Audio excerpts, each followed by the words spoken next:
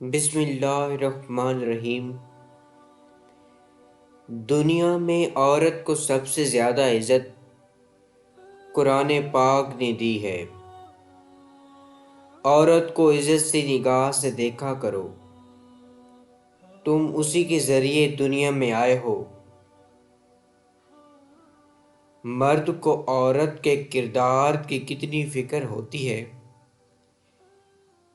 اتنی فکر اگر اپنے کردار کی کرے تو کتنی عورتیں بد کردار کہلانے سے بچ جائیں۔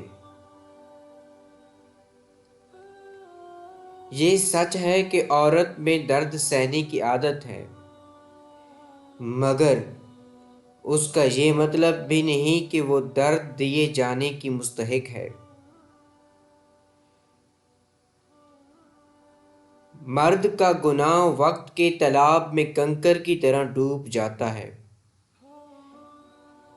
جبکہ عورت کا گناہ ساری عمر کنول کے پھول کی مانند سطح آب پر رہتا ہے۔ بس یہی ایک تلخ حقیقت ہے۔ عورت کے لیے ضروری ہے کہ گناہ کرنے سے پہلے وہ اپنے آپ پر ترس ضرور کھائے، کیونکہ گناہ کرنے والی عورت کو توبہ کے بعد اللہ معاف کرتا ہے، لوگ نہیں۔ عورت کی عزت کرو، کیونکہ قرآن نے خود عورت کو اپنی پسند ناپسند ظاہر کرنے کا پورا حق دیا ہے۔ سب سمجھتے رہے عورت معشوق ہے، صرف شاہ لطیف کو معلوم تھا کہ عورت عاشق ہے، اس لیے شاہ لطیف نے لکھا ہے عورت عشق کی استاد ہے۔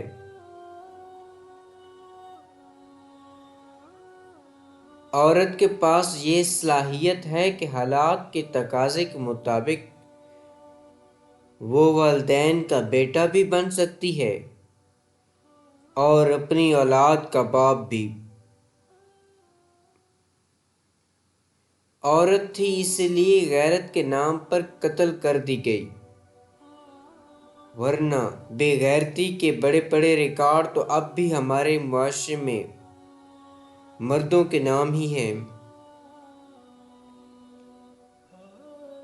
بیویاں اور بیٹیاں ہر کسی کو حضرت فاطمہ جیسی چاہیے، لیکن کوئی بھی حضرت محمد صلی اللہ علیہ وآلہ وسلم جیسا باپ نہیں بنتا، اور نہ ہی حضرت علی رضی اللہ تعالی عنہ جیسا شوہر۔ عورتیں اپنا فیصلہ خود نہیں لے سکتی، عورت اپنے لیے پسند کا ماحول نہیں بنا سکتی، عورت خود کو بے گناہ ثابت نہیں کر سکتی سوائے اللہ پر معاملہ چھوڑنے کے۔ اللہ تعالیٰ نے عورت کو مرد کی پیشانی سے نہیں بنایا کہ وہ مرد پر حکمرانی کرے، نہ اس کے پاؤں سے پیدا کیا کہ وہ اس کی غلامی کرے، بلکہ اس کی پسلیوں سے پیدا کیا کہ وہ اس کے دل کے قریب ہو۔ عورت تب برباد ہونا شروع ہوتی ہے جب اس کے حسن کی تعریف ایک غیر مرد کر رہا ہوتا ہے۔ عورت اگر محبت کر بھی لے تو بھی اقرار نہیں کرتی، مرد کو محبت نہ بھی ہو لیکن اقرار ضرور کر لے گا۔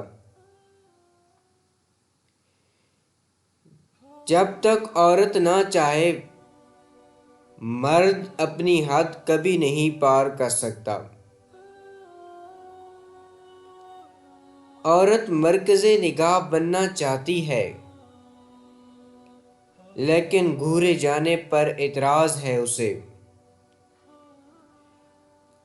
اپنی بیوی کو کبھی بھی دکھ نہ دیں، کیونکہ بیویوں کی دنیا بہت چھوٹی ہوتی ہے، اپنے شوہر سے شروع ہوتی ہے اور شوہر پر ہی ختم ہو جاتی ہے۔ ایک لڑکی جب رخصت ہو رہی ہوتی ہے تو وہ صرف اپنا گھر نہیں چھوڑ رہی ہوتی، بلکہ گھر کے ساتھ اپنا بچپن، اپنے ناز نخرے، اپنی انا، اپنا آپ بھی چھوڑ رہی ہوتی ہے۔ عورت کی زندگی میں اولاد مرد کے نصیب سے ہوتی ہے، اور مرد کی زندگی میں دولت عورت کے نصیب سے آتی ہے۔ لیکن عجیب بات ہے کہ جب دولت نہ ہو تو عورت آنکھ پھیر لیتی ہے، اور بے اولاد عورت کا شوہر دوسری شادی کا خواب دیکھنے لگتا ہے۔ عورت کی محبت کا کوئی ثانی نہیں، مرد کی خوشی کے لیے اپنی خواہشات اور عادات بھی مرد کی پسند کے مطابق کر لیتی ہے۔